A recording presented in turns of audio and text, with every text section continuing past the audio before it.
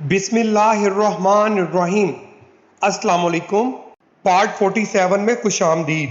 Video शुरू करने से पहले अपने नाजरीन से एक रिक्वेस्ट है कि वीडियो को लाइक ज़रूर करिएगा और अपनी कीमती राय कमेंट सेक्शन में ज़रूर दीजिएगा और वीडियो को आखिर तक ज़रूर देखिएगा ताकि आपको इस्लामी वाक़ियात के बारे में मुकम्मल आगाही मिल सके। मस्जिद नबवी की ज़मीन की खरीद के बाद आप सल्लल्लाहु अलैहि वसल्लम ने मस्जिद की तमीर का काम शुरू करने का इरादा फरमाया। ईंटें बनाने का हुक्म दिया, फिर गारा तैयार किया गया। आप सल्लल्लाहु अलैहि वसल्लम ने अपने दस्ते मुबारक से पहली ईंट रखी, फिर हज़रत अबू बकर सिद्दीक रज़ी अल्लाह तआला अन्हु को हुक्म दिया कि दूसरी ईंट वो रखें। उन्होंने आप सल्लल्लाहु अलैहि वसल्लम की लगाई हुई ईंट के बराबर दूसरी ईंट रख दी।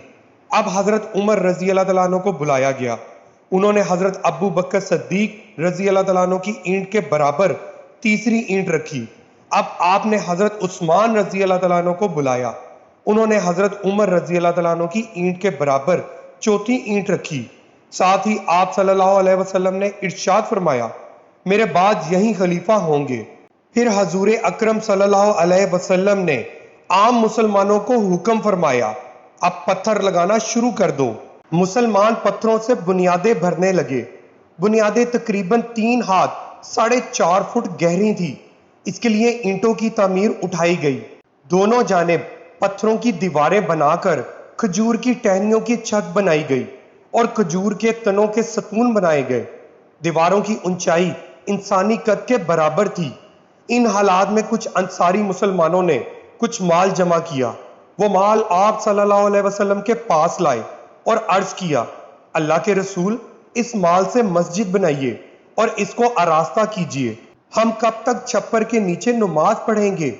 इस पर हजूर अकरम सल्लल्लाहु अलैहि वसल्लम ने इरशाद फरमाया, मुझे मस्जिदों को सजाने का हुक्म नहीं दिया गया। इस सिलसिले में एक और हदीस के अल्फाज ये हैं, क़यामत कायम होने की एक निशानी ये है कि मस्जिदों में आराइश और ज़िबाइश करने लगेंगे, जैसे यहूद और नसारी अपने इबादत गाहों और गिरजों में ज़ेबो ज़ीनत करते हैं। मस्जिद नबवी की छत खजूर की छाल और पत्तों की थी और इस पर थोड़ी सी मिट्टी थी। जब बारिश होती तो पानी अंदर टपकता। ये पानी मिट्टी वाला था, इससे मस्जिद के अंदर कीचड़ हो जाता। ये बात महसूस करके सहाबा कराम रज़ी अल्लाह तआला अन्हु ने अर्ज किया, या रसूल अल्लाह, अगर आप हुक्म दें तो छत पर ज्यादा मिट्टी बिछा दी जाए ताकि इसमें से पानी ना रिसे, मस्जिद में ना टपके। आप सल्लल्लाहु अलैहि वसल्लम ने इरशाद फरमाया, नहीं, यूं ही रहने दो। मस्जिद के तमीर के काम में तमाम महाजरीन और अंसार सहाबा ने हिस्सा लिया, यहाँ तक कि खुद हजूर नबी करीम सल्लल्लाहु अलैहि वसल्लम ने अपने हाथों से काम किया। आप सल्लल्लाहु अलैहि वसल्लम अपनी चादर में ईंटें भर भर कर लाते, यहाँ तक कि सीना मुबारक गुबार आलूद हो जाता। सहाबा कराम रज़ी अल्लाह तआला अन्हु ने आ हज़रत सल्लल्लाहु अलैहि वसल्लम को ईंटें उठाते देखा तो वो और ज्यादा जानिब शानी से ईंटें ढोने लगे। यहाँ ईंटों से मुराद पत्थर है। एक मौका पर आप सल्लल्लाहु अलैहि वसल्लम ने देखा कि बाकी सहाबा तो एक एक पत्थर उठाकर ला रहे हैं और हजरत अम्मार बिन यासिर रज़ी अल्लाह तआला अन्हु 2 पत्थर उठाकर ला रहे थे। तो इनसे पूछा, अम्मार, तुम भी अपने साथियों की तरह एक एक पत्थर क्यों नहीं लाते? उन्होंने अर्ज किया, इसलिए कि मैं अल्लाह ताला से ज्यादा अजर व सवाब चाहता हूँ। हजरत उस्मान बिन मज़ऊन रज़ी अल्लाह तआला अन्हु बहुत नफीस और सफाई पसंद थे। वो भी मस्जिद की तमीर के लिए पत्थर ढो रहे थे। पत्थर उठाकर चलते तो इसको अपने कपड़ों से दूर रखते ताकि कपड़े खराब ना हो। अगर मिट्टी लग जाती तो फौरन झटकी से इसको झाड़ने लग जाते।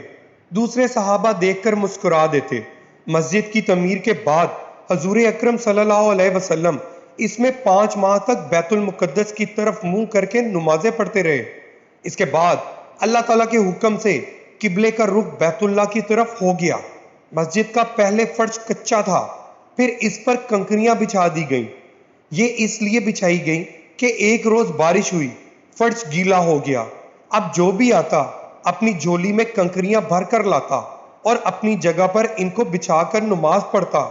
तब नबी करीम सल्लल्लाहु अलैहि वसल्लम ने हुक्म दिया कि सारा फर्श ही कंकरियों का बिछा दो। फिर जब मुसलमान ज्यादा हो गए تو نبی کریم صلی اللہ علیہ وسلم نے مسجد کو وسیع کرنے کا ارادہ فرمایا۔ مسجد کے ساتھ زمین کا ایک ٹکڑا حضرت عثمان غنی رضی اللہ تعالیٰ عنہ کا تھا۔ یہ ٹکڑا انہوں نے ایک یہودی سے خریدا تھا۔ جب حضرت عثمان رضی اللہ تعالیٰ عنہ کو معلوم ہوا کہ حضور صلی اللہ علیہ وسلم مسجد کو وسیع کرنا چاہتے ہیں تو انہوں نے عرض کیا، اے اللہ کے رسول، آپ مجھ سے زمین کا یہ ٹکڑا جنت کے ایک مکان کے بدلے میں خرید لیں۔ چنانچہ نبی کریم صلی اللہ علیہ وسلم نے زمین کا وہ ٹکڑا ان سے لے لیا۔ مسجد نبوی کے بارے میں آپ صلی اللہ علیہ وسلم نے ارشاد فرمایا، اگر میری یہ مسجد سنا کے مقام تک بھی بن جائے، یعنی اتنی وسیع ہو جائے، تو بھی یہ میری مسجد ہی رہے گی، یعنی مسجد نبوی ہی رہے گی۔ اس سے ظاہر ہو رہا ہے کہ آپ صلی اللہ علیہ وسلم نے مسجد نبوی کے وسیع ہونے کی اطلاع پہلے ہی دے دی تھی، اور ہوا بھی یہی۔ بعد کے ادوار میں اس کی توسیع ہوتی رہی اور اس کا سلسلہ جاری ہے اور آگے بھی جاری رہے گا۔ مسجد نبوی کے ساتھ ہی سیدہ عائشہ صدیقہ رضی اللہ تعالیٰ عنہ اور سیدہ سودا رضی اللہ تعالیٰ عنہ کے لیے 2 حجرے بنائے گئے۔ یہ حجرے مسجد نبوی سے بالکل ملے ہوئے تھے۔ ان حجروں کی چھتیں بھی مسجد کی طرح کھجوروں کی چھال سے بنائی گئی تھی۔ مسجد نبوی کی تعمیر تک آپ صلی اللہ علیہ وسلم حضرت ابو ایوب انصاری کے گھر میں قیام پذیر رہے۔ آپ صلی اللہ علیہ وسلم نے ان کے مکان میں نچلی منزل میں قیام فرمایا تھا۔ حضرت ابو ایوب انصاری رضی اللہ تعالیٰ عنہ اور ان کی بیوی نے آپ صلی اللہ علیہ وسلم سے درخواست کی تھی، حضور آپ اوپر والی منزل میں قیام فرمائیں۔ اس پر آپ صلی اللہ علیہ وسلم نے جواب میں فرمایا، مجھے نیچے ہی رہنے دیں، کیونکہ لوگ مجھ سے ملنے کے لیے آئیں گے، اسی میں سہولت رہے گی۔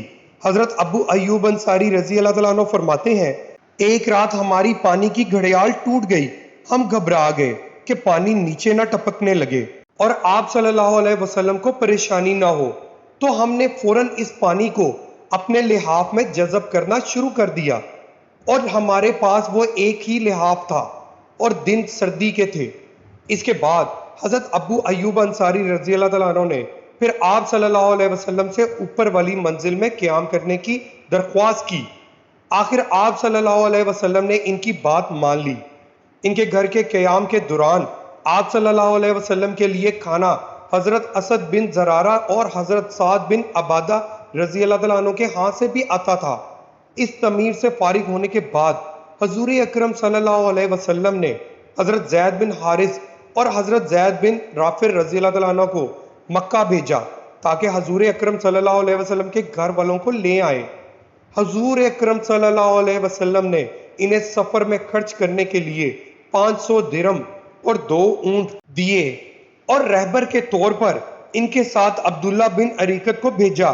سیدنا ابو بکر صدیق رضی اللہ تعالیٰ عنہ نے یہ اخراجات برداشت کیے۔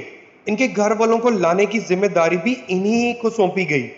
اس طرح یہ حضرات مکہ معظمہ سے آپ صلی اللہ علیہ وسلم کی صاحبزادیوں حضرت فاطمہ رضی اللہ تعالیٰ عنہ، حضرت ام کلثوم رضی اللہ تعالیٰ عنہ کو حضرت صلی اللہ علیہ وسلم کی اہلیہ محترمہ حضرت سودا بن زمعہ رضی اللہ تعالیٰ عنہ اور دایا ام ایمن رضی اللہ تعالیٰ عنہ جو زید بن حارث رضی اللہ تعالیٰ عنہ کی اہلیہ تھی، اور ان کے بیٹے حضرت اسامہ بن زید رضی اللہ تعالیٰ عنہ کو لے کر مدینہ منورہ آگئے۔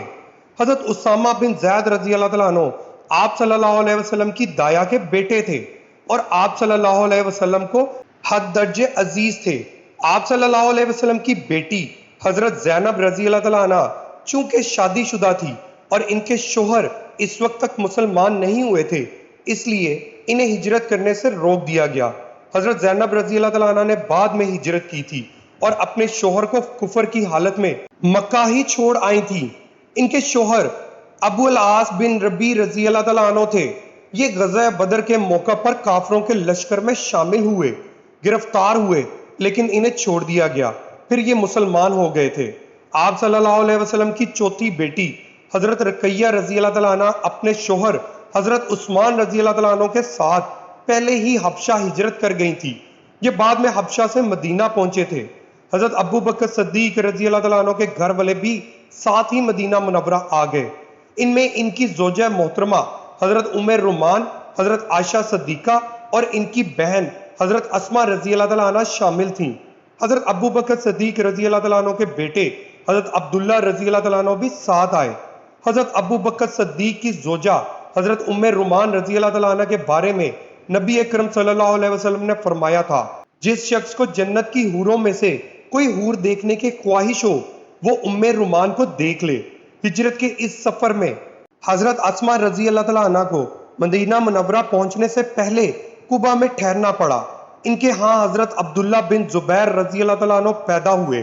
بچے کی پیدائش کے بعد مدینہ پہنچی اور اپنا بچہ آپ صلی اللہ علیہ وسلم کی گود میں برکت حاصل کرنے کے لیے پیش کیا۔ یہ ہجرت کے بعد مہاجرین کے ہاں پہلا بچہ تھا۔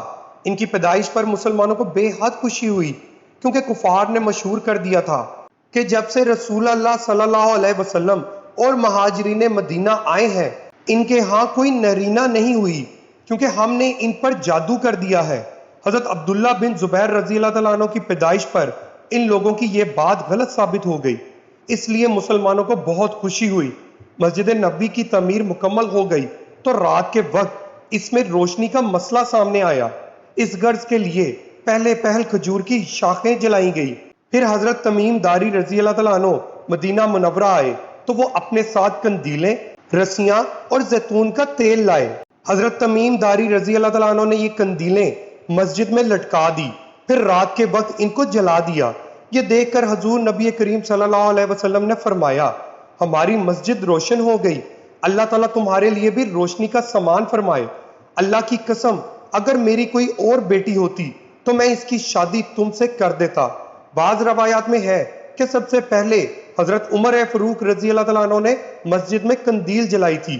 مسجد نبوی کی تعمیر کے ساتھ آپ صلی اللہ علیہ وسلم نے 2 حجرے اپنی بیویوں کے بنوائے تھے، باقی حجرے ضرورت کے مطابق بعد میں بنائے گئے۔ ان 2 میں سے ایک سیدہ عائشہ صدیقہ رضی اللہ تعالیٰ عنہ اور دوسرا سیدہ سعودہ رضی اللہ تعالیٰ عنہ کا تھا۔ انشاءاللہ نیکسٹ پارٹ آپ کی خدمت میں کل پیش کیا جائے گا۔ ویڈیو کو لائک ضرور کریے گا اور اپنی قیمتی رائے کمنٹ سیکشن میں ضرور دیجیے گا۔